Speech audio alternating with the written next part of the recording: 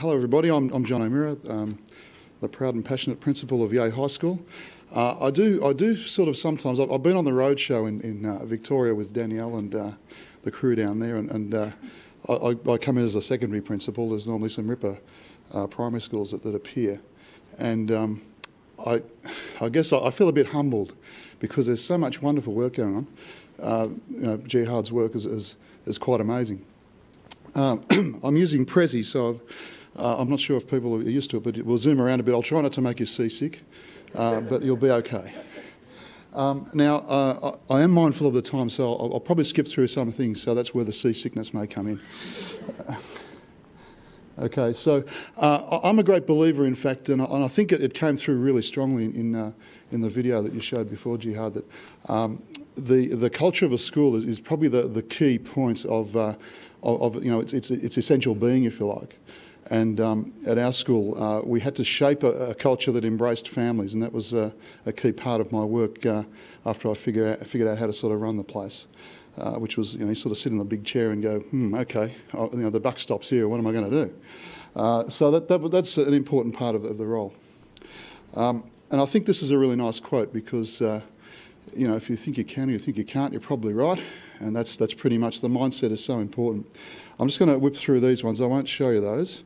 We'll scoot off over here.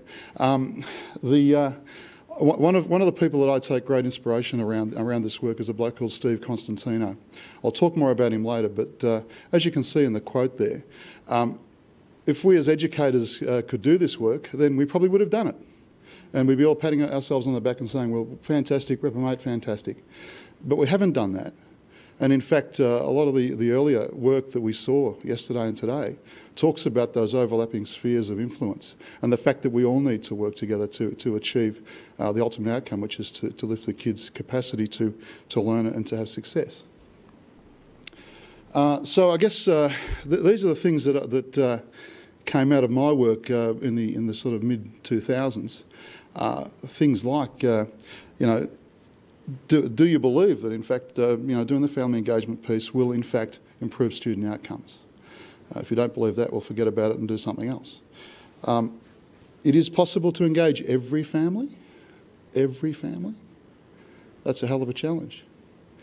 And reforming what happens outside the classroom is as important as reforming what happens inside.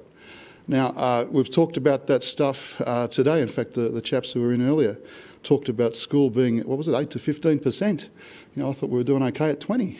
But, and the guys in the department, this is being videoed, isn't it? But the guys in the department are really ripping that lever about, send it back to the boys in Victoria. But the guys in the department are really pulling that lever of, we want you to be better in the classroom, and there's a whole range of things that sit around that, which is okay. I haven't got a problem with that. I mean, that's part of our job. But I think a part of our job that's ignored and must be embraced is the idea of, well, what are we doing around families? What are we doing around community? And how can we make them part of that much more wholesome model of education that I think really we're calling out for. Now, in terms of my sort of journey through this stuff, I've got three influences. The first one is Joyce over in Baltimore. I had the absolute pleasure of spending some time in Baltimore at the conference, and Joyce is like this sort of lively lady who just zooms around all over the place doing a whole bunch of things. But the thing that I took from that was actually, here is a framework that I can finally hang my hat on. I was actually one of those people that Danielle talked about, the random act guy. We'd sort of do this, we'll do that, and there was no real underpinning sort of thread that pulled it all together. So having Joyce's model kind of helped me a bit to figure that one out. And also this idea of having, in fact, we tie our partnership action team to the governance body, which is the school council. The partnership action team sort of runs the agenda of family engagement in our school. And it sits sort of inside the policy document which talks about the things that we should be doing, and they keep us honest.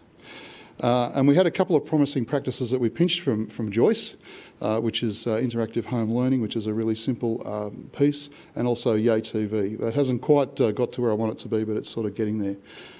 With Yay TV, the thought is, wouldn't it be nice if you, as a parent, maybe you can't come to school all the time, you're a really busy person, whatever it might be, but wouldn't it be good if you click on the internet, go to the web page and see what the kids have been doing?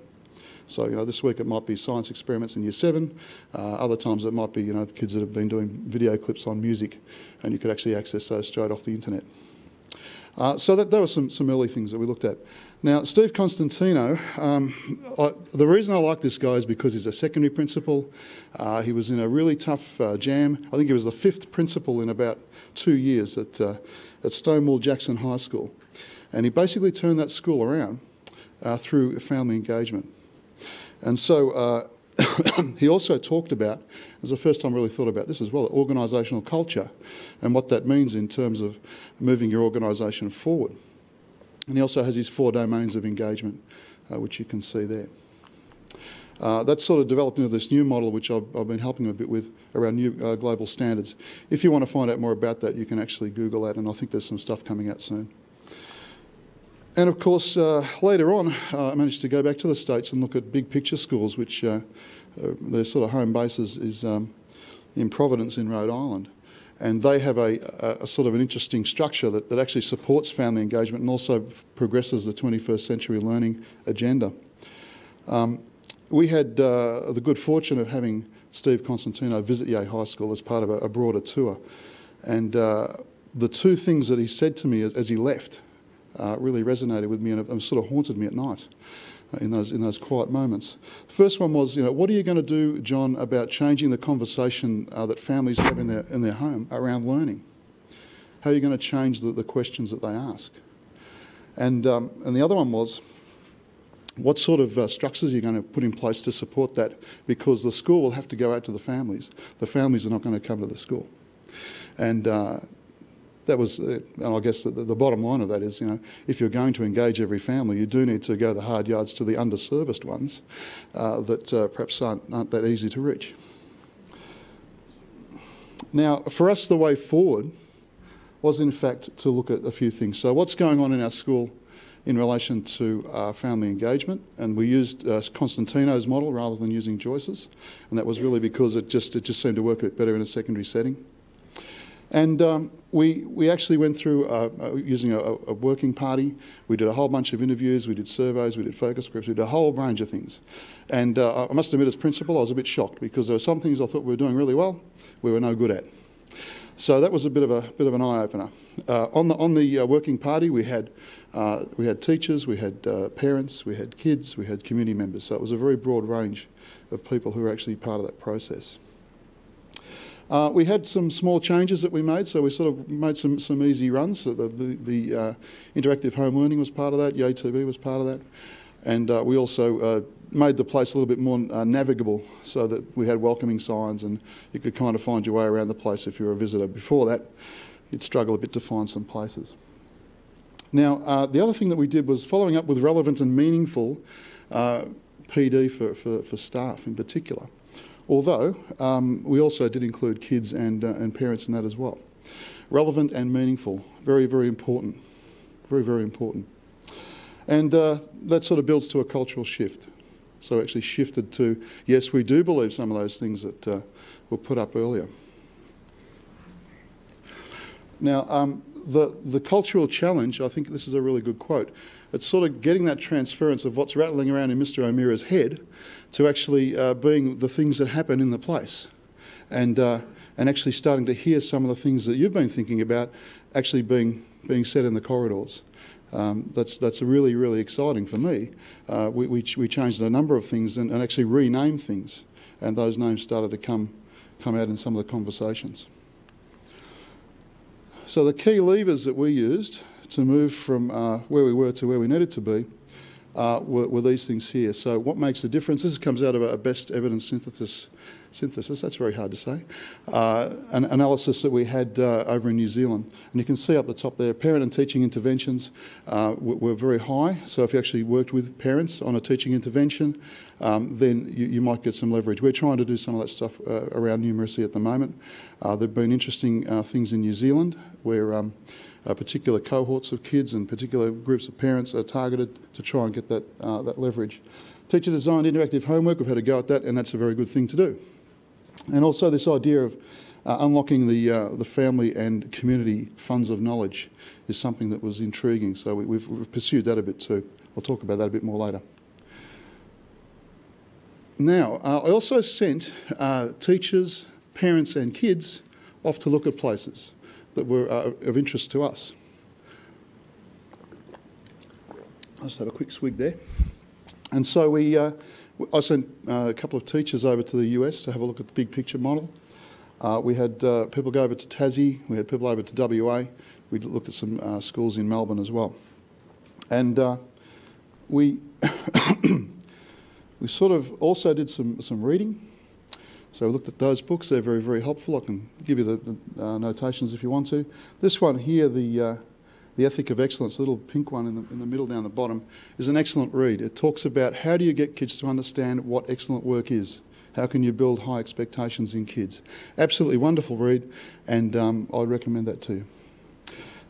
Steve Constantino came for a visit, as I mentioned before, and he spoke with all the staff. So some of the doubting Thomases started to go, okay, we're kind of getting it. We had an education summit, so in 08, we actually, after everybody had been out and done their thing, done their professional reading, we all came back and said, okay, what are the things we want to keep? What are the things that interest us from these other places? And what do we think might move us forward? And again, we had parents, we had teachers, we had kids, and some community members come along to that. Coming out of that, we got our YAY 4, so the 4 educational principles that underline the work that we do at YAY are around building relationships. We believe that if you can't get the relationships right, everything else falls over. We need a relevance of curriculum, so stuff that actually kids will connect with and engage with. We believe in rigour and high expectations, if you like, and we need to make sure that the work that kids do is very, very rigorous. And of course, refining and redefining practice. So yeah, it's important that we do the classroom stuff well, but we also need to throw some things off the trolley if they're not really working for us. Up here, we changed our structure. So this was sort of the bit that we pinched from the big picture model. We're a big picture inspired school. We can't do the whole pure big picture model, but we take the bits that we think are okay. We restructured around student advisories. We put the kid at the centre, and as you can see, there's a whole range of protective factors that sit around that, chief of which is the family and the advisor. There's also an advisory group. These groups are around about 14 to say 17 kids, and they spend maybe up to half of their curriculum time in their advisory. We've also got the use of mentors and also experts. The distinguishing things here, advisory, that's a key part of the model. We also do individual learning plans with every kid. That's really important. Every kid gets a learning plan. We have student-led conferences and also exhibitions. So 3 times a year we do that. Families are enrolled too. I talk to every family and I tell them what their expectations are in terms of what we want to do and where they fit into that plan. And we start to have that conversation about, well, this is how we go forward. The high expectations and rigour stuff I've talked about before, and we also, as the kids at Punch Bowl, we're very keen on getting out into the community and doing some work out there as well, so the kids understand that they're part of that community and they can actually contribute to it. The advisory promotes the two-way communication. That's really, really important. So within the first 3 weeks of school starting, the teacher advisors will have spoken to every parent within their advisory. You know, what's happening with your kid, how do they learn, what do they really enjoy, etc., etc. So that sets us up for our learning plan meeting and also for the further contact that we have down the road. So a lot of the contacts now are very positive, whereas if we sort of tracked our conversations prior to that, they tended to be, your kid's mucked up and you need to come in and, we'll do the paperwork sort of stuff. Okay, how am I going for time, Jacqueline? What have I got, Jihad? Okay, that's good. All right, I might skip through a little bit of this as well. I will show you. There's a the video I'm about to show you is Jared, who's one of the original advisors, If you listen carefully to the soundtrack, I'm hoping you'll detect the cultural shift from what a teacher might say to what Jared is saying around a whole range of processes and strategies in the school.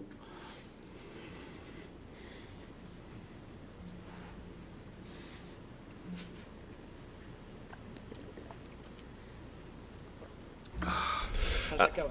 Yeah, it's going well. At Yale High School, we've been very big on parent engagement, family engagement, and really trying to get families on side. So we've sort of been working on that over the last couple of years. So different things, just like making sure that when we send letters out to parents, it's all personalised. Making sure in our advisories we're calling at least 3 or 4 times a term just to check up on how the student's going. Not always calling with bad news.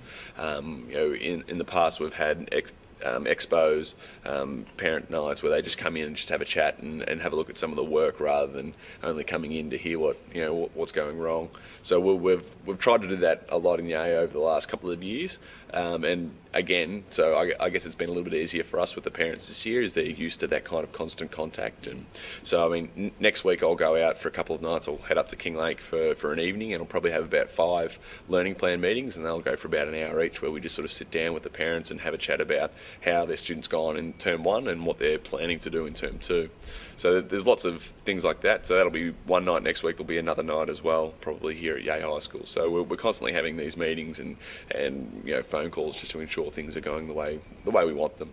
We also had the parents coming into exhibitions, and so the parents didn't just come in and watch their own student exhibit. They came in and celebrated with a group. So we had different sessions. So in session 1 there was 3 different sets of parents watching 3 different exhibitions and having a look at what other students are doing in the class as well. And we found that was really enriching and rewarding for the parents, because they didn't just see what their student had done, they saw a breadth of the work that's occurring, and the students also really appreciated that too, because they had other critical adults that they could bounce off and get ideas from and get support from as well. And I guess that idea, that's a celebration of our work together. So hopefully you sort of picked up on some of those cultural differences from what a traditional arrangement might be. I probably do. I meant to mention at the start, if you don't know where Yea is, and I'll forgive you if you don't know where it is. It's 100k north of Melbourne. It's on the road to the snow at Mount Buller or Lake Eildon, if you're sort of that way inclined. We look after the western side of Murrumbidgee Shire, which is a fairly big chunk of real estate. A lot of it's forest, or it used to be. It was burnt out in 2009. So that actually getting everybody into the same place is a bit difficult sometimes. And as Jared said, sometimes we need to do some outreach work. So he would actually go to Kinglake, which is about 50 k's away, and hold those meetings. I, as principal, not so much of late, but certainly in the early days of this, went out on circuit, as I used to call it. So I'd go to Kinglake and set up in the coffee shop, let people come and see me if they had some issues or whatever it was. In some instances, I had to visit people in their houses, and I've done that as well. So I think that that idea from Steve Constantino of what are you going to do and how are you going to make that effort to do that outreach work is a challenge, and you can't just sit in your plush office, as Jihad said, and just sort of hope that things will be okay. What we're noticing, these are a couple of interesting things. You can read most of that. I've just sort of worked through some figures with the Deputy Principal about our rates of suspension. Since 2005, we started to really get serious about this stuff in 2006. We've found that there's been a 2/3 reduction in students coming to notice for suspension, so that's very, very good. Our other data around ejecting kids from classes is also down, so we would suggest that everybody being on the same page is pretty useful. Okay, I might just move on from that one. That's some school data. I won't show you that one. I might just go a little bit further down the road here. This one here, the approachability of the school, as you can see, back in 06, it was reasonable. But as we go on, we sort of improve. If you ignore 2009, it was a crazy year. We had the impact of the Victorian bushfires quite heavily in our area. We had about 70% of our catchment zone was turned to charcoal. We had one student, unfortunately, who was deceased, and 70 families lost their homes completely and were displaced. So that was a bit of a crazy year. School improvement, you can see also that there's obviously This data is generated from the parent survey, so this is parents' opinions of the school improvement, and you can see that there pretty clearly. And just around the Year 9 program, Year 9 is where we actually did the big picture inspired stuff, did the things that Jared was talking about, so exhibitions and all those sorts of things. And as you can see, and I think that sort of underlines a bit what was said earlier perhaps by Elaine about you really do need to have parents involved when kids get big and ugly. That's very important, and you can sort of see here that particularly the family attends the exhibition, everybody thinks, yeah, that's a good idea, we should have our folks there, and we're very sort of proud of what we're doing. And also around the community project, overwhelmingly, yes, we should be doing that. Okay, and of course I do like to skite occasionally, so we picked up an award in 2009, so that was a bit of a boost for that year. Okay, now the things that I think might just move things on nicely in terms of a principal and an organisation. Often in the staff room you can sort of sit around and you can get a bit mopey, these guys are getting in the way and that's the damn problem, blah, blah, blah. But I sort of want to turn that around a bit. So I think one of the key things for a principal is, what do you stand for as an organisation, and what counts in the place? I like to, what counts in the school? And they're important questions to kind of ponder. And of course, this stuff here, we started this work back in 2006. We're nowhere near complete in terms of doing it, but we've made a good start. So we've got to be prepared to be persistent and stay the course. In terms of conversations, I think this has been one of the really important parts of our work, where we've promoted people having a forthright and honest conversation. And as Jihad said, sometimes you've got to say, look, this bus is going some other place where you don't want to be. Maybe you need to, get on another bus. And that's okay. And I'll help you get on another bus. Well, some of them maybe.